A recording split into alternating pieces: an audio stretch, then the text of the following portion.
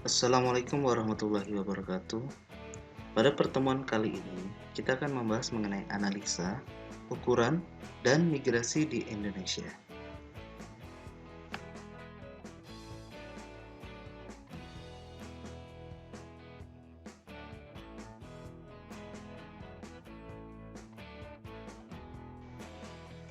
Migrasi antar desa atau kota. Sebagai ilustrasi, Yani tinggal di desa Ilir-Ilir, Kecamatan Batu, Kabupaten Malang. Baru saja menyelesaikan sekolah SMA-nya.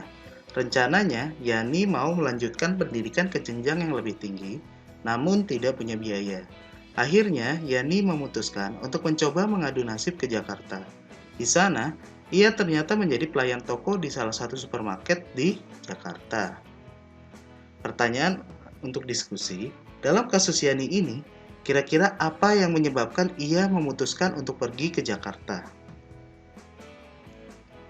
Nah, sebagaimana telah dijelaskan mengenai faktor-faktor yang menyebabkan orang melakukan migrasi, dalam kasus Yani ini, ada dua faktor utama yang menyebabkan Yani memutuskan untuk pindah ke Jakarta, yaitu faktor pendorong dari daerah asal dan faktor penarik dari daerah tujuan.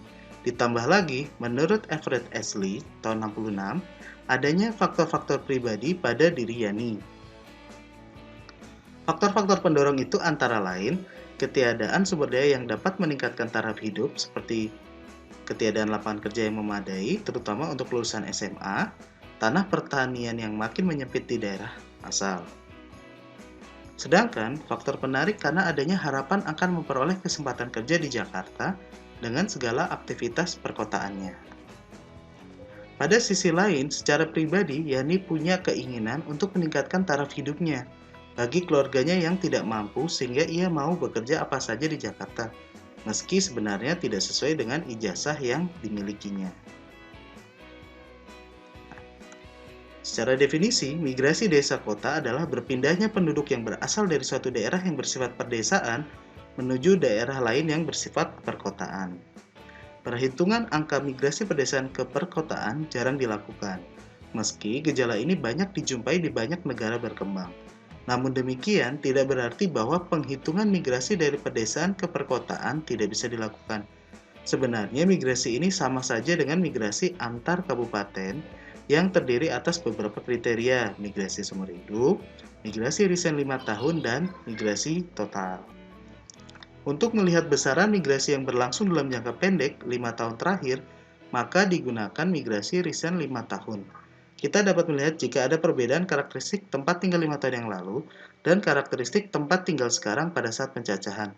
Jika 5 tahun yang lalu seseorang tinggal di daerah yang dikategorikan sebagai pedesaan, dan pada waktu pencacahan tinggal di daerah yang dikategorikan sebagai wilayah perkotaan, maka ia termasuk migran dari pedesaan ke perkotaan. Indikator, angka migrasi dari pedesaan ke perkotaan dihitung dengan melihat persentase migran yang masuk ke suatu wilayah perkotaan yang berasal dari daerah pedesaan di wilayah lain. Kegunaannya adalah indikator ini bermanfaat untuk melihat besaran migrasi dari pedesaan ke perkotaan. Sejauh ini tidak ada data publikasi yang memperlihatkan jumlah migrasi dari desa ke kota, mengingat tidak ada informasi yang memperlihatkan karakteristik tempat tinggal 5 tahun yang lalu, apakah bersifat pedesaan atau perkotaan. Sumber informasi yang menyediakan hal ini hanyalah data Supas 95. Di beberapa data lain yang bisa digunakan adalah data Supas 2005, Supas 2015 juga bisa. Dengan diketahuinya jumlah migran dari desa ke kota, maka dapat dianalisis faktor-faktor yang menyebabkan perpindahan tersebut. Demikian juga perlu diketahui konsekuensi ditinggalnya daerah-daerah pedesaan oleh para migran, terutama yang berusia produktif. Indikator ini juga bermanfaat untuk bahan masukan dalam perencanaan wilayah, terutama berkaitan dengan kesenjangan pedesaan perkotaan, utamanya pada aspek ketenaga kerjaan, penciptaan lapangan kerja, distribusi pendapatan, pendidikan, dan keamanan. Cara menghitung indikator migran desa atau kota ini ditunjukkan oleh persentase migran yang berasal dari pedesaan menuju suatu perkotaan terhadap jumlah migran di perkotaan tersebut. Jadi persen migran rural urban sama dengan penduduk migran rural urban dibagi migran rural urban ditambah migran di urban dikali 100. Dimana ini untuk penjelasannya, persen RU itu adalah persentase migrasi dari desa ke kota. Jumlah migran RU adalah jumlah migran dari desa ke kota, dan migran MIG-UU adalah jumlah migran dari perkotaan ke perkotaan. Misalnya dari kota Depok ke kota Jakarta, kota Bekasi ke kota Jakarta, dan sebagainya. Nah, sumber data untuk migrasi pedesaan ke perkotaan adalah SUPAS. SUPAS ini bisa SUPAS tahun 95, 2005, 2015. Tabel 1 ini adalah daftar nama variabel dari data SP2000 atau SUPAS 95 modul pendudukan. Nah, ini masih dari SUPAS yang lama. Untuk SUPAS yang baru bisa dicari juga pertanyaan-pertanyaan terkait lifetime migration, recent migration, ataupun total migration dan migrasi desa kota. Berikut adalah contoh, menurut data SUPAS 95, migran masuk ke DKI Jakarta yang berasal dari pedesaan adalah 236.608 orang. Jumlah migran yang berasal dari daerah kota dan pedesaan sebesar 357.934 orang. Maka persentase migran masuk ke DKI Jakarta yang berasal dari pedesaan adalah 66%. Migran dari pedesaan ke perkotaan sering membawa masalah, terutama permasalahan tempat tinggal, sehingga menyebabkan munculnya permukiman liar, adanya pencurian listrik, dan perilaku pedesaan yang kadang dibawa ke perkotaan, seperti membuang sampah sembarangan dan lain-lain. Tentunya ini diperlukan kerjasama dari pemerintah untuk meningkatkan level pendidikan, sehingga di wilayah pedesaan tingkat pendidikan juga membaik, sehingga perilaku-perilaku yang barangkali kurang baik itu bisa ditinggalkan, dan yang perilaku baiknya bisa dibawa ke kota. Nah, secara interpretasi, penghitungan di atas memperlihatkan bahwa sebagian besar migran yang masuk ke DKI Jakarta selama kurun waktu 90-95 kebanyakan berasal dari pedesaan, yaitu 236.608 orang. Dari semua migran yang datang ke Jakarta, atau 66% dari semua migran yang ada di DKI Jakarta selama kurun waktu tersebut. Migrasi internasional. Sebagai ilustrasi, Aisyah yang lahir di Cianjur, Jawa Barat 24 tahun lalu, saat ini bekerja di salah satu rumah tangga di Jalan Kim Seng, Singapura. Ia digaji oleh majikannya sebesar $300 Singapura tiap bulannya. Dari gajinya itu, ia sisihkan $250 untuk keperluan pribadi, dan sisanya ia kirimkan ke kampung halamannya di Cianjur. Aisyah adalah salah satu pekerja migran worker Indonesia yang bekerja di luar negeri sejak tahun 95. Ilustrasi berikutnya, Arifianto, 24 tahun lulusan Fakultas Ilmu Komputer UI, saat ini bekerja di perusahaan komputer terkemuka di dunia, IBM, di Jakarta. Hampir sebulan sekali, Arifianto mondar-mandir Jakarta, Singapura, karena urusan pekerjaannya. Seperti diketahui, perusahaan komputer IBM ini tidak hanya berada di Jakarta, melainkan juga di Singapura. Pertanyaan diskusi. Dalam hal ini, apakah Arifianto juga merupakan salah satu pelaku migrasi internasional? Untuk menjawab hal tersebut, definisi migrasi menyatakan bahwa seseorang dikatakan migran jika ia bertempat tinggal selama 6 bulan atau lebih di tempat tujuan, atau berniat bertempat tinggal di tempat tujuan selama 6 bulan atau lebih. Ya, ini kita masih menggunakan konsep yang lama. Karena kalau kita menggunakan konsep dari sensus penduduk 2020, nanti konsepnya selama 12 bulan atau 1 tahun. Kita ganti ya.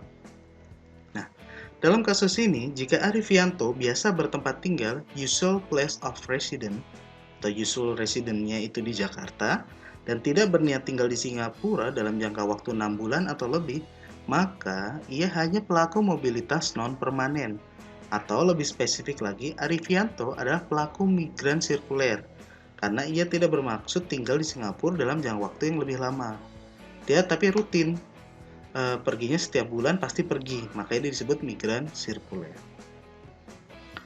Secara definisi, migrasi internasional adalah migrasi yang melewati batas politik antar negara, Batas politik ini sangat dinamis tergantung kepada konstelasi politik global yang ada. Contoh, orang yang pergi ke Timor Leste pada saat ini dikatakan sebagai migran internasional. Padahal, ketika Timor Leste masih bagian dari Indonesia, pelaku mobilitas tersebut tidak dikatakan sebagai migran internasional, melainkan migran internal. Nah, seperti juga pada definisi migran internal, seseorang dikatakan migran internasional jika ia tinggal di negara tujuan selama 6 bulan atau lebih, atau berniat tinggal 6 bulan atau lebih, jika kita mengacu konsep yang ada selama ini. Namun, jika nanti kita sudah menggunakan konsep dari sensus penduduk 2020, kita akan mengganti waktunya itu dari 6 bulan menjadi 12 bulan. Sumber data. Secara umum, data mengenai migrasi internasional tidak selalu tersedia. Biasanya yang tersedia adalah data pengiriman tenaga kerja Indonesia ke luar negeri dari Depnakertrans atau Departemen Tenaga Kerja dan Transmigrasi yang saat ini bernama Kementerian Ketenagakerjaan. Nah, data ini pun belum mencerminkan jumlah pelaku migrasi internasional yang sesungguhnya, mengingat tidak semua pelaku migrasi internasional bertujuan untuk bekerja atau melaporkan diri. Banyak di antara mereka yang sekolah, ikut keluarga, bahkan yang bekerja menjadi tenaga ahli pun tidak selalu terdaftar di Kementerian Ketenagakerjaan. Contohnya, menurut data penempatan tenaga kerja Indonesia dari Depnakertrans, memperlihatkan bahwa jumlah pekerja migran Indonesia yang bekerja di luar negeri cenderung berfluktuasi sejak tahun 2001 hingga tahun 2004.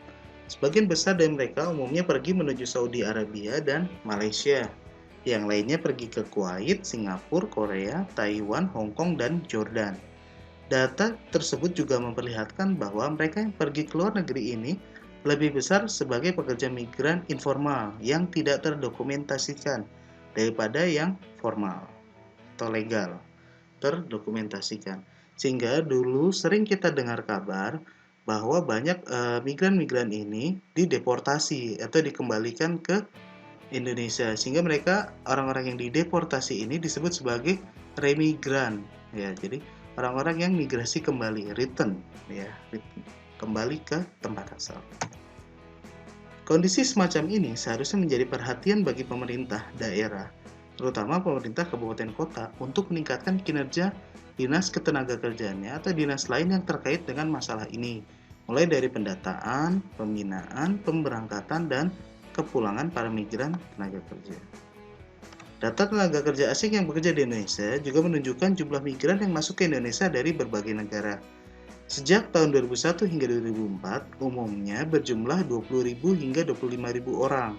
Kebanyakan dari mereka berasal dari Jepang, Amerika, dan Australia.